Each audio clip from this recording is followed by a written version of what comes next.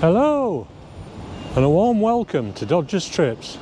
I'm Dodger, and for today's video I've taken a trip to Wakefield in West Yorkshire to see a building that, although not unique, is very rare. There's only about 4 such buildings in England. I'm very excited to see this building. I've seen photos, but to see it in real life will be hopefully good and get inside. So join me, will you?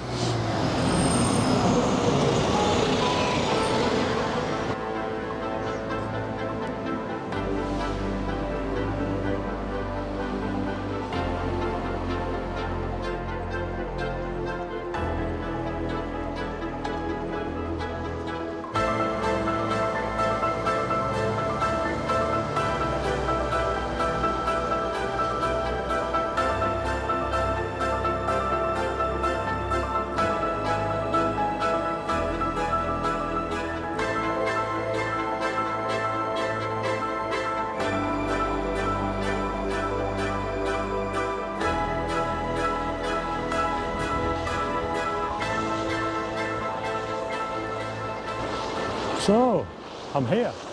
This medieval 9-arch bridge was built between the years 1342 and 1356 and is 98 metres long, and it's now an ancient scheduled monument. The bridge replaced an earlier wooden structure built on the site of an ancient ford. However, it is not the bridge that I've come to see, but the chapel that is built into the bridge itself.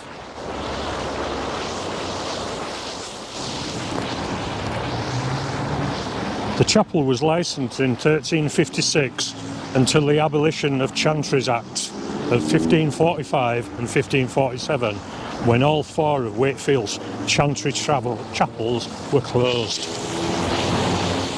Chantry chapels were quite numerous in the 14th to 16th centuries. There's been a lot of debate about what they were used for, but it was basically ad hoc, to hold ad hoc masses, possibly for travellers, and also the priests were sometimes allocated the task of collecting tolls on bridges. The bridge chapel here in Wakefield only survived because it is a structural element of the bridge. After closure, the chapel was used for a variety of purposes, including as a warehouse, library, office, and even a cheese shop. Over time, the bridge and chapel has been painted by a number of artists, including Turner. In 1842, the chapel transferred to the Church of England, and over the years has undergone major restoration works, particularly this west front and the chapel above pavement level. The west facade here was replaced initially using cairnstone.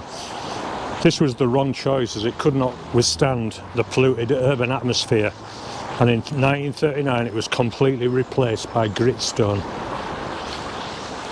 The section of the building below pavement level is the original medieval structure, built on the small island.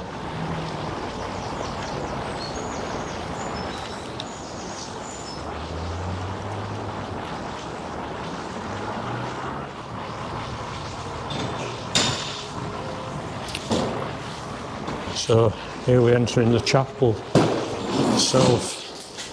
Gentleman was only just opening up, so I was quite fortunate with my timing. I believe the chapel is opening every Saturday, is it, up to September? Is it? Yes. Yeah. Bank holiday. And bank holiday. Weekends. Bank holiday weekend, okay. And it's holiday days in September for 2 weekends. Oh, for 2 weekends in September, the gentleman says the chapel will be open for the heritage weekends.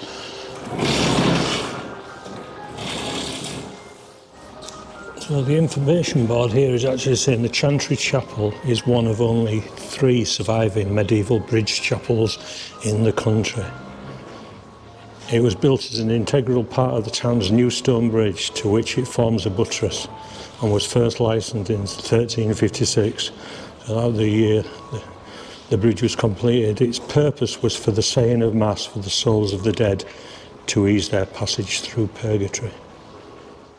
So the main body of the chapel, where I'm standing now, dates from the 1840s and was designed by the great Victorian architect George Gilbert Scott. So this is the above pavement level. It was actually completely rebuilt. What I think that's the mason's monogram, that wall. When stonemasons have built it. Oh, really? Right, okay, thanks. So we're now going down to the crypt, which is the lower level, and all this is original medieval, and it's very, very tight. Whoa. You might hear me bag dragging against the sides.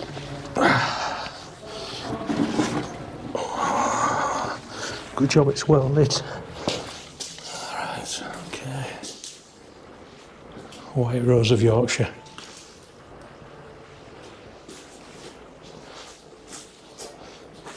An old fireplace there. More white roses, very apt.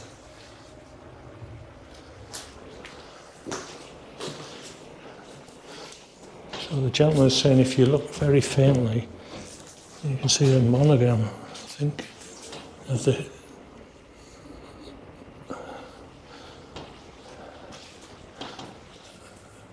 stonemasons. So I don't know if that's it, but I can't make out what it says. Oh. There has been inscriptions on these stones. This is a memorial board. The candles to remember those people. I wonder if they were associated with the Friends of the Chantry Chapel, possibly.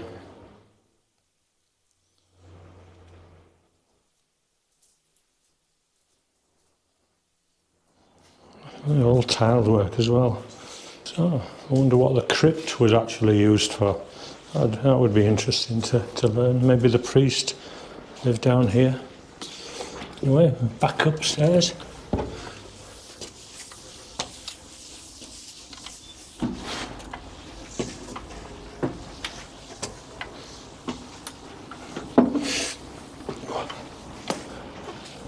Very, very tight down there.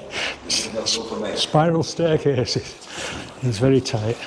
So the crypt downstairs, I noticed there's a hearth there. Is it would the priests have sort of lived down in that section? No. They perhaps changed the clothes there, and round about beginning of the 19th century, Salvation Army used to run the chapel, and they had Sunday schools down there. Ah, right. But the bridge, where you go up the road, it goes into Standard Island. There was a house built on the end, and that's where the two priests lived. Right, okay. Yeah, it's in that picture there. Oh, yeah, it's quite, yeah.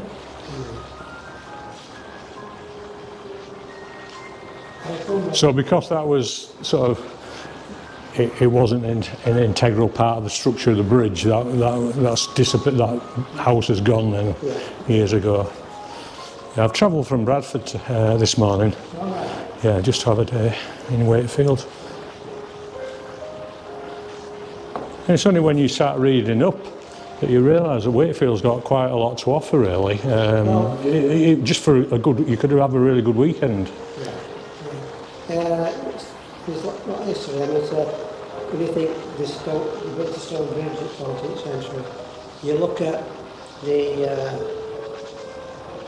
I think it's the taxes which were put on the towns in Yorkshire. Yeah.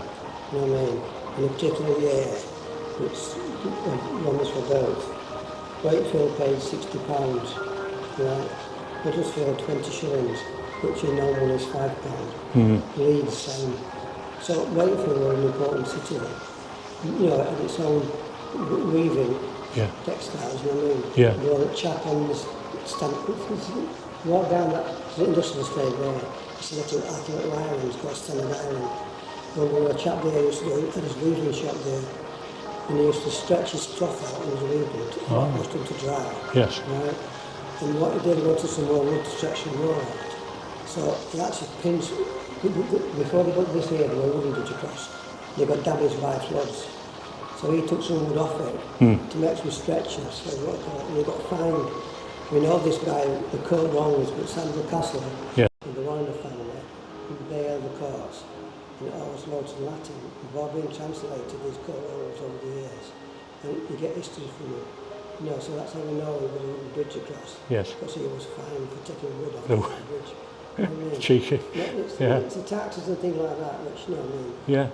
And you can look around and there's pictures of Wakefield. You can put your aircraft over there. Right, you go down back, there's a little building covered over, and that's a watermill. You know what I mean? And in front of that used to be a boat yard, it was a boat building. Because you used to get fish coming up from Humber, Was they? up here, and they were sold on the market here. You had fish from the, what I call it, and that was staple diet to the poor. Yeah. You know what I mean? And you had a market town, you know what I mean? From kind of town towards the park where you're going to, or kind of bogs, you know what I mean? And they graze the cattle there. So people come over from Yorkshire, brought the cattle here, and they could graze them and sell them at market. So it was a prosperous town then. You know. Was this a toll bridge in those days as well? Originally, when it was first built, they put a toll on it. Yeah. So like you said, so And like I said, to 1933 when that no bridge was built, right, this was the main road into Wakefield. yeah. So like you say, in those hundreds of years ago, the medieval Tudor period, Wakefield was very, very important then to Yorkshire as a trading hub. Well, from Sandal Castle, Yeah. the Warrens ran what called the Manor of Wakefield. And the manor consists from Beverley up to Halifax. Blimey. That's the size of it. And that's Yeah. when they came to the market. And that's one reason why Wakefield shows for the headquarters of the West Riding, it used to be the West Yeah. Riding, Right. West Riding County Council. Their headquarters were in Wakefield. You know what I mean? And when you look at sort of the medieval time, when you look at the size of what Sandal Castle, Yeah. I mean, you wouldn't build a thing that size if there wasn't some importance attached to the place. I mean, it was all about prestige, wasn't it? The size of castles and so yeah. And where you're going now, there's no signs of it, but that's where the first castle in Wakefield was built in the park. You had a wooden structure. And that was first built by the Warreners, and then they built a stone one later on. Is that what's known as Cannonball Hill, or used to be? Yeah. Oh, it's been really interesting chatting to you and to get these little insights. So what I'll do is see if I can get a shot of the arch side and then the other side to show the difference, and then look. There was a couple picnic, you can actually still see them. One's got a red jacket on it. They're having a picnic down there. That's the opening of the new bridge.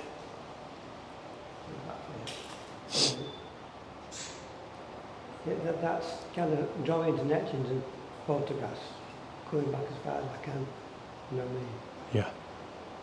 And in the industrial way around it, it's all gone. Is that where the original medieval front went then? That's the front at Chantry Hall. Mm. Yeah. Because it was sold to that family, is that? Yeah. Right, yeah. So that family built a boathouse and it started being vandalised. Oh, so that was the front of their boathouse. Yeah. That's what they used it for.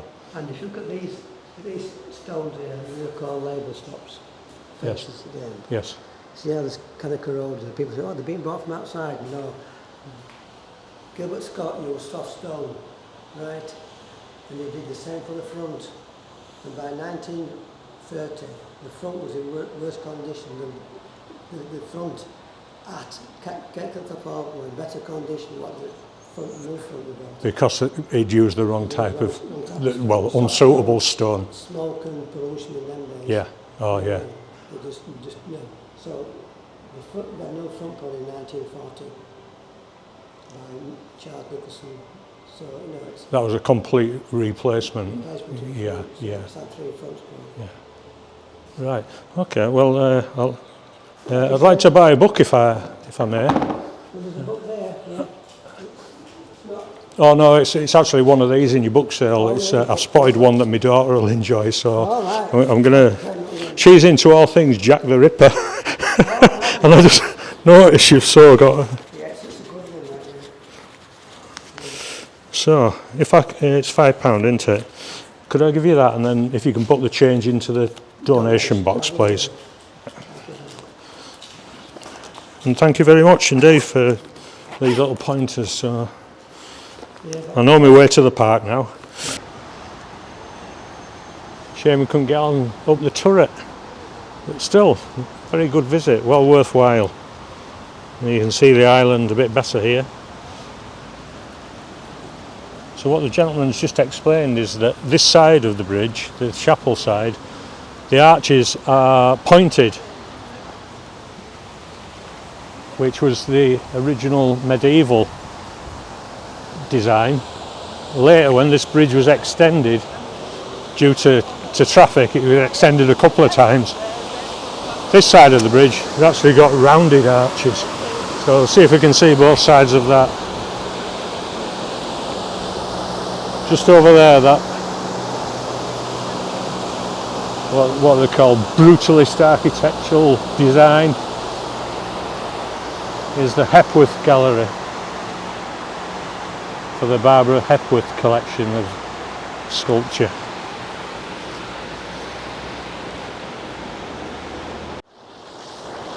Oh, there we are. We can see the rounded arches really clearly. So we'll see if we can get another view from the chapel side. I'm not sure if you can see it here because there's a lot of trees, but yeah, this side of the bridge, the arches are pointed, and we can see a little bit better through there. Let me try again the zoom. There we are, that's a bit better. Yeah, now you can see the arch.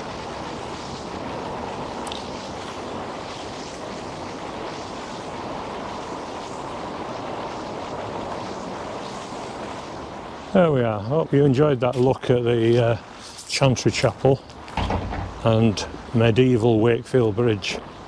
So now I'm going to take a walk out of town to Thornes Park. And apparently in the park there is a original medieval west front. So we'll see if we can find that. Incidentally, the Battle of Wakefield was fought about miles south of the bridge in 1460. The Earl of Rutland, the 17-year-old son of Richard, Duke of York, who was vanquished at the battle and killed, his son was trying to escape near here, and he was killed near here while trying to make his escape across Wakefield Bridge. Now, both son and father ended up having their heads placed on spikes and put atop Micklegate Bar in York. So father and son side by side in battle, side by side in death, and side by side in humiliation. So I'll see you all later when I get to the park. So, hello again. And I'm back here in Thornes Park at the location of the original medieval frontage of the Chantry Chapel. So it's saying the original facade was replaced in the 1840s and then used at Kettlethorpe Hall as the frontage for their boathouse, the Norton family. The front had been on the chapel for nearly 500 years and on the boathouse for a further 150 years. Because of this, the stones that survive are significantly eroded. And the stones were redisplayed here in 2014 by Wakefield Council.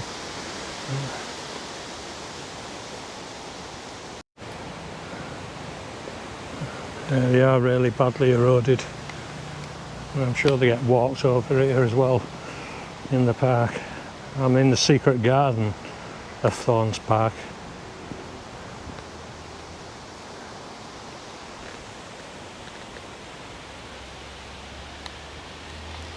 There we are. I hope you enjoyed that little postscript to the Chantry Chapel visit. Maybe you can make the visit yourself one day. Wakefield's surprised me. It's quite got like quite a few attractions, and you could easily have a good weekend here. I mean, they've got the Hepworth Gallery, which we've mentioned, Chantry Chapel, these 3 large parks. I mean, I've been walking for half an hour to find this through the parks. The National Mining Museum on the outskirts of Wakefield. Hepworth Gallery I've already mentioned. So, yeah, and Wakefield Cathedral as well. So maybe you'll think about having a visit, if not a weekend, maybe a day visit out. And I mean, certainly this Wakefield Park, which comprises the 3 parks, Thornes Park, whatever it was I was in before, and a 3rd park. And it's got numerous attractions in the park as well. A little steam locomotive ride for kids, plenty of playground and open spaces for picnics. Yeah, I hope you've enjoyed that visit to Chantry Chapel. Thank you very much indeed for watching, and I'll see you all wherever the next trip may take us. Until then, Dodger and out.